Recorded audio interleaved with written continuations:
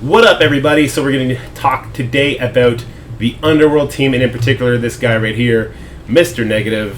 He's confirmed coming to the game now, and he has his own team of Underworld that's going to have Kingpin, Nobu, Green Goblin, and Taskmaster. So yeah, 3 out of those 4 reworks you probably have not built up, particularly Kingpin, Nobu. Maybe you have Green Goblin a little bit built up. I have him a little bit built up, but nothing crazy. Taskmaster, if you weren't heavy on war defense back in the day, you might have him skipped too. I know I pretty much have him skipped. So it's a big investment. It's reworked characters, but reworked characters that you likely are going to need to build from the ground up. At least he'll have stars and probably some good red stars on them. Anyway, so for Mr. Negative, he's a City Mystic controller character with the Underworld tag.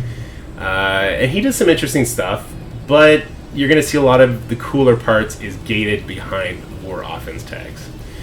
So his basic, he flips, that's cool. He does damage, he gains damage per summon and ally. Again, that's cool because he gets a lot of summons on his team. Very, very general basic, that's fine. His special, this will be his opening attack. He attacks primary target, applies offense down and ability block, very cool. On war offense, he applies trauma to the primary target. Trauma is like their new go-to for messing up teams like Heroes for Hire, Young Avengers, Dormammu teams, and even to an extent Darkhold teams. He'll mind control the primary target, attack the lowest speed, non-summon enemy 2 times. The controller attacks keep 25% damage each attack. This I think is really cool, and I think this is where I'll start mentioning teams I would need the Underworld to counter to even consider building them. So, I need this team to beat Darkhold on war defense. Otherwise, I lose a lot of interest in this team. Or I need them to beat Hero as Guardians, or I lose a lot of interest in this team. Because there's some Juggernaut defense teams, and then there's the already set in stone answer for them, right? Just the way they've done wars, the way they've done the meta. It's really not great, but it is what it is at this point. So, Gamma is probably going to be the new best war defense team. Will this team beat Gamma? You out your goddamn mind if you think this team is going to beat Gamma. That's not going to happen. I can tell you right now that Gamma will absolutely smash this team, clap this team, sue this team. It's going to be a bloodbath if you take this team up against Gamma. Darkhold. I don't know. There's lots of shoutouts to Mystic. This ability in particular, why I'm bringing this up, mind controlling the primary target and putting trauma and ability block. So, you would use that particularly on Morgan. She would attack 2 times the lowest the lowest speed ally, Wong. 10% damage, plus her attacks, plus it does 25% extra damage on each attack.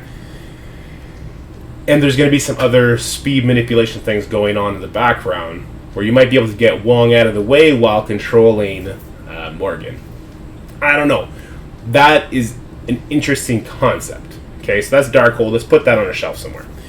Young Avengers, the changes to A-Force makes that matchup a lot better. I'm no longer in the market for another Young Avengers counter. Heroes for Hire, the changes to Elsa make that a much more solidified counter. I'm not in the market for another Heroes for Hire counter. Hero as Guardians, lots of Mystics, lots of shoutouts to Mystics, as we're going to see in Mr. Negative's kit, and particularly his summons.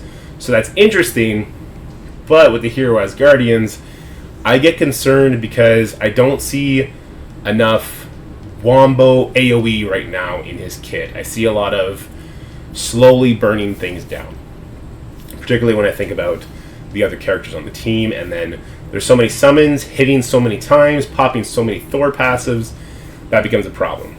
And then the rest of the teams, like a Wakanda counter, I guess would be cool.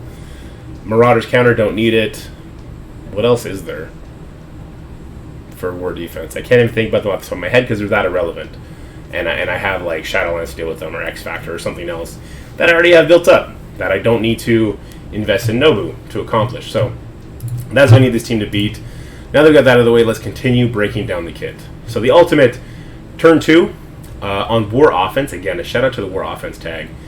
Clear revive once and 1 charge from primary target. This is silly. This clear 1 charged part, that's really silly. The clear revive once, I get it. Maybe this is trying to target certain Dormammu teams, but man, maybe this would beat Dormhold because Dormammu might be slower than Wong after certain attacks come in. I don't know how that'll work. Maybe that's how... I don't know. Maybe Morgan would attack Dormammu twice, peel off the immunity, do 50% damage to him, or whatever it would be, and you can go from there. I don't know. But the clearing one charge part is silly, because you think about characters that get charged.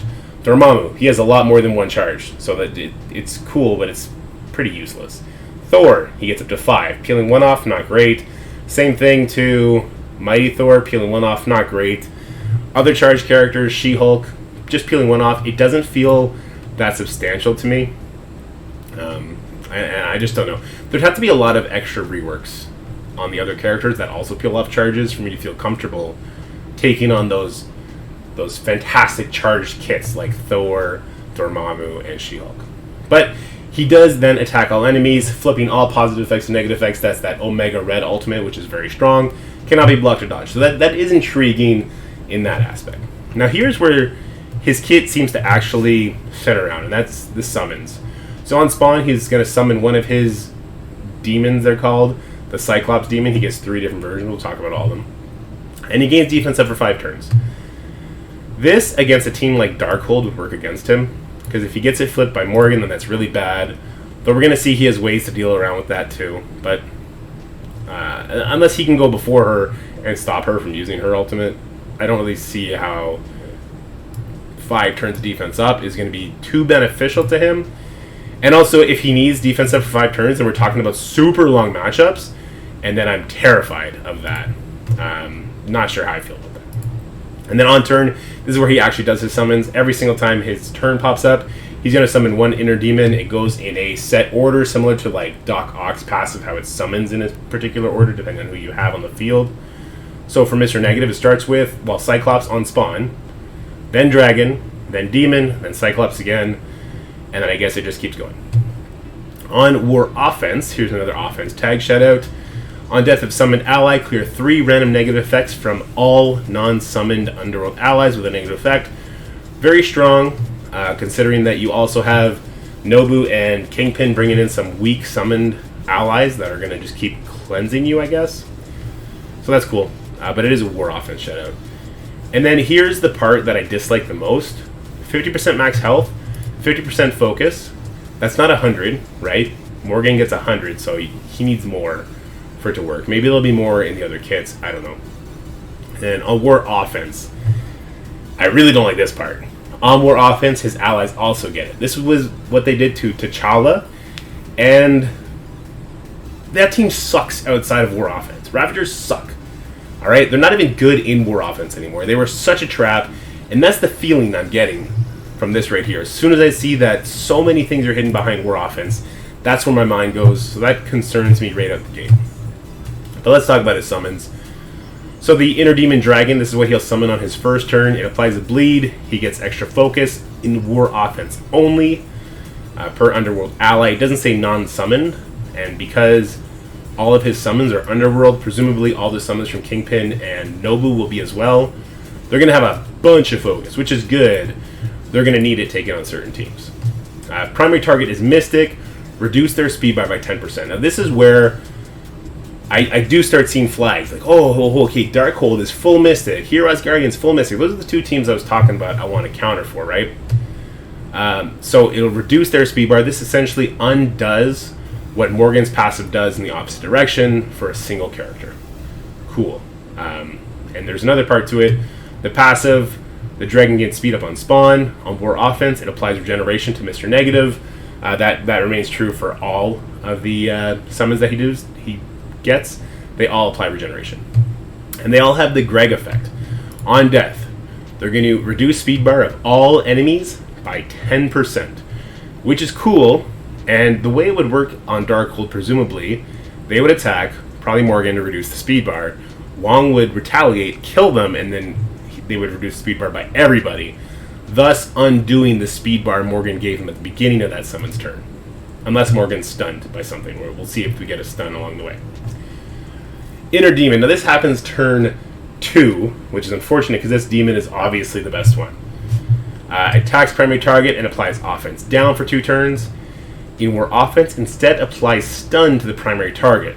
And because it gets 25% focus plus 25% focus per Underworld ally, it's going to have so much focus, right?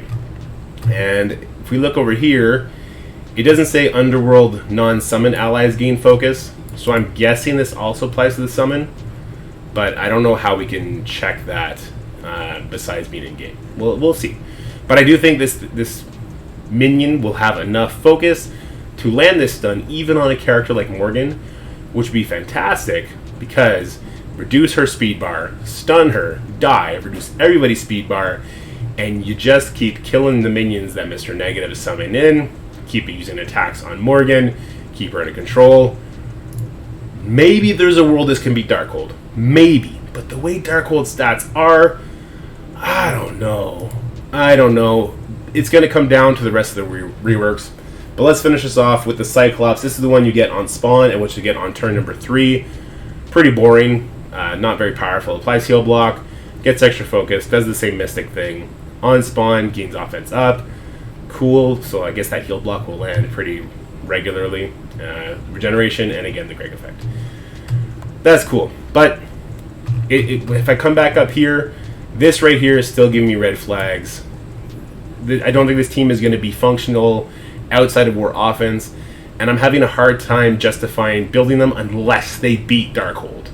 Because here as Guardians, I can find works around. Darkhold, not so much.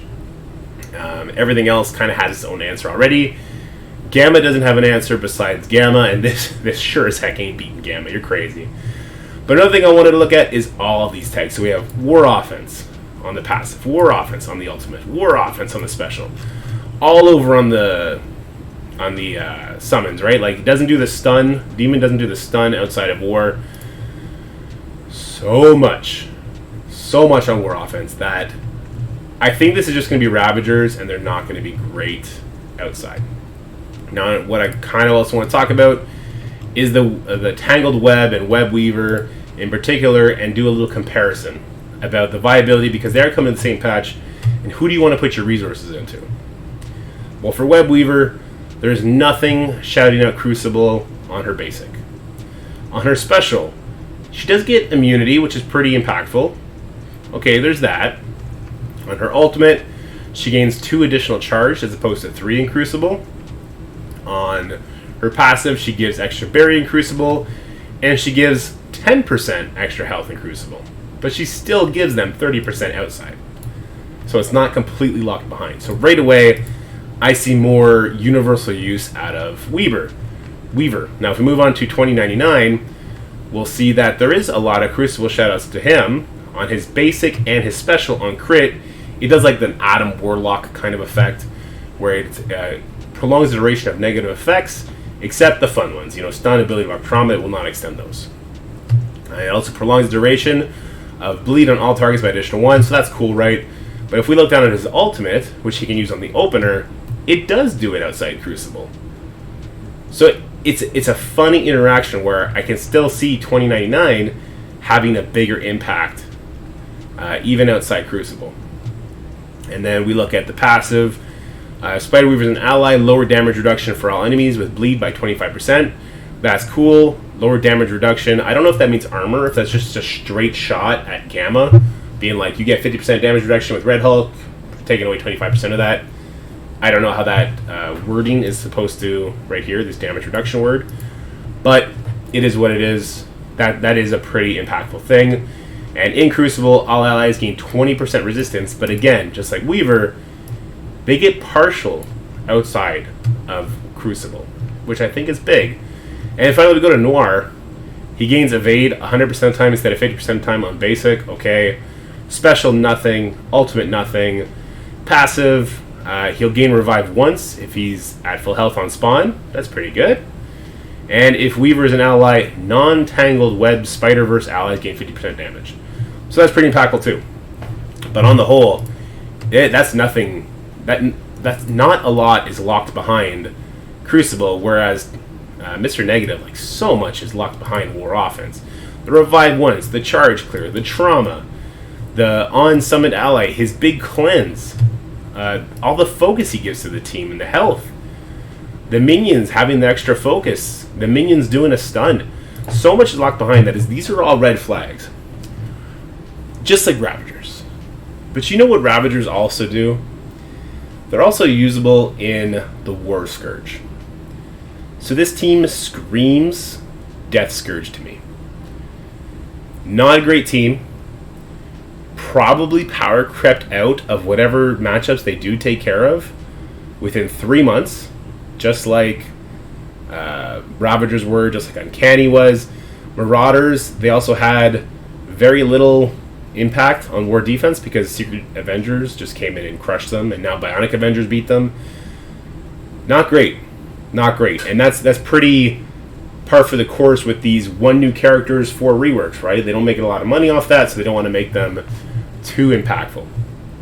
And so this team, to me, is a trap. It's a trap!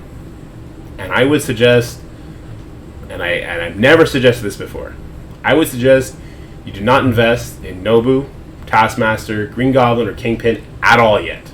At all. There's a long time before Mr. Negative comes out. Hopefully we get some playtests so we can actually, validify their necessity. Like, are they even worth it? Will they let us to prove this team actually has merit? I can't put a green stamp on this team. This team gets a failed mark right now, just because of what I think they'll do outside of War and who can they actually beat inside War. Yeah, negative dad reviews, Mr. Negative. Yeah, I would need them to beat Darkhold. I really would, and maybe they will. But Darkhold has such killer stats, I find it hard to believe. We'll have to see the reworks, but my recommendation again: don't start building this team yet. Wait till the Krakens do. I'm in conversations with a lot of Krakens. Half my alliance is Krakens. So they'll lay the groundwork for us. We'll see if it's worthy, and then I'll let you guys know, and I'll show you what they could do. But until then, not worth it. Alright guys, well that is it for today. If you like this video, please like, share it, and subscribe. Stay happy, healthy, have fun. Stay tuned for more content. We'll have it coming soon. But if I don't see you, have a great weekend, and I'll see you next week. Peace. Bye.